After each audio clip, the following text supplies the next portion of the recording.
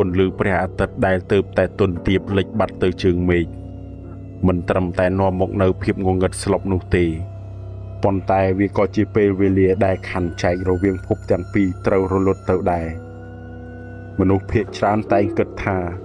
Riêng cài rồi bỏ dương chi bần tì răng mò mùi đai khmien ở vây ai một bóng biên bàn. Lúc tra tay dương khuôn anh chi nẹ bạc thuyết. Rư bọn so tục nơi chân lọc bà hào đòi ạ chế tà nà. Nơi khăn pi phúc à rù bầy. Pri sạch srọ. Rư pro lưng đong họ ọt khliên. Mình ai rùm lốp bóng biên chô một khăn sà rây riêng rồi bỏ mình bàn lời. Pro sân bao thiết khăn khuôn rồi bỏ dương. Nơi miền tol dạ phiệp nâng răng mòm. Có bần tay tùm lộp nâng ca thuê pro hê mùi chồng luôn khăn chi vật ruột nơi pro trăm tháng ngày. Bạn khai chỉ ca anh chơi giang xiêm ngặt. Bạn khâu oi phụ vi rùm cờ khuôn chôl một krop đàn đọc lơ sma ra đây rồi bỏ dương giang nghề sruol. Còn họ chôn đọc thông bóng phót đại mà nút tay tay pro phật. Cứ ca lên sạch nâng bịa sầm đây nơi tam đong phâu ngặt. Côn chơ thông thông, rư ti tuol bồ ràn. Ca nệ dây bánh chô đứ đong.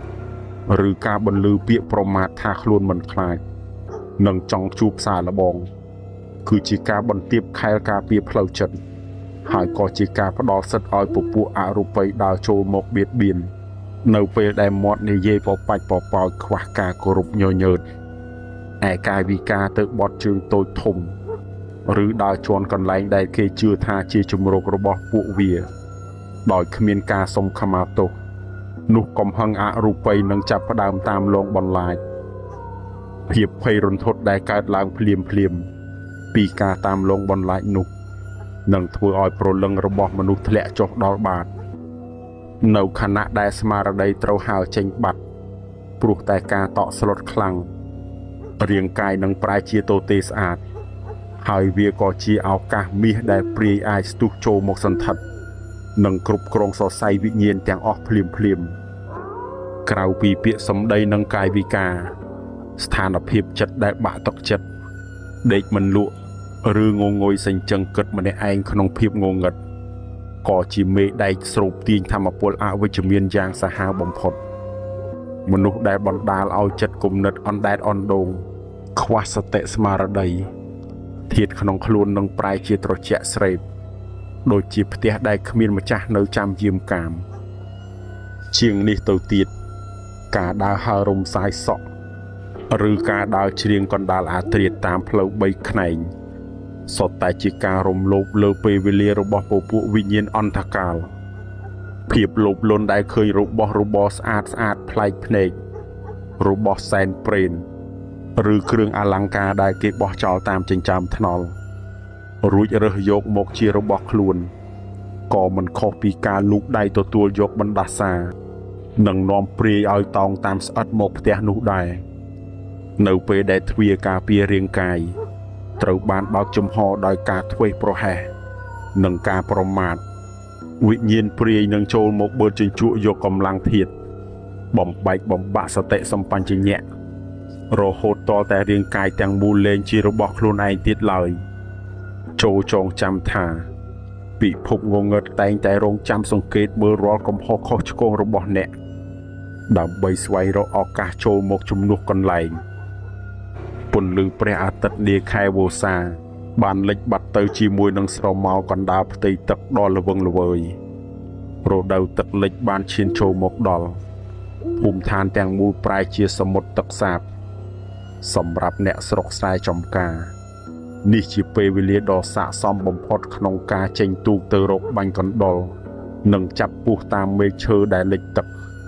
នាពេលប្រលប់នោះដែរធារីដែលជាស្រីក្រមុំរូបស្រស់ម្នាក់រួមនឹងបងប្អូនប្រុសស្រីមួយក្រុមទៀតប្រមាណជា 4-5 នាក់បាននាំគ្នាអុំទូកដៃវែងមួយគ្រឿង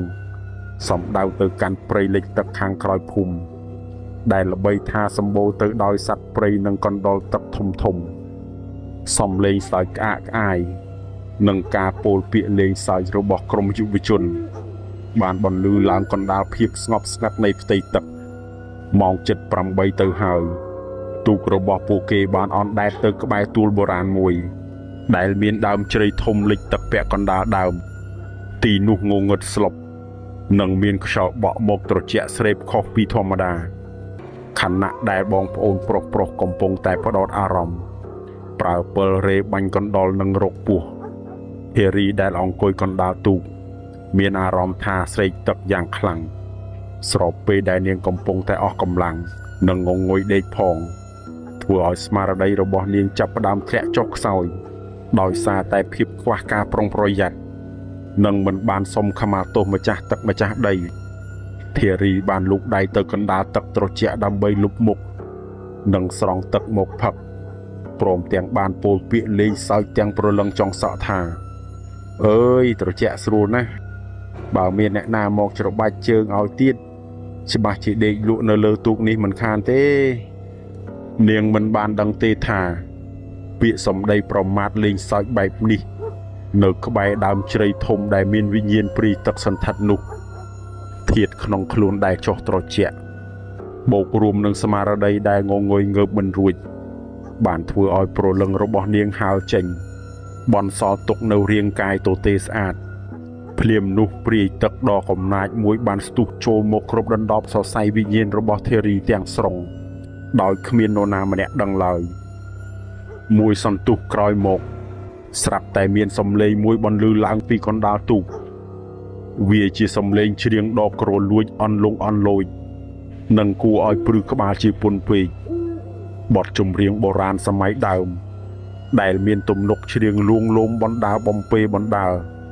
ត្រូវបានបន្លឺចេញពីមាត់របស់ធារីបងប្អូនទាំងអស់ដែលនៅលើទូក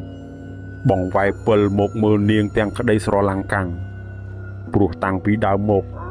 ធារីមិនដែលចេះច្រៀងបទពីដើមបែបនេះទាល់តែសោះហើយសំឡេងរបស់នាងក៏ប្រែជាស្អកស្រាលស្រាល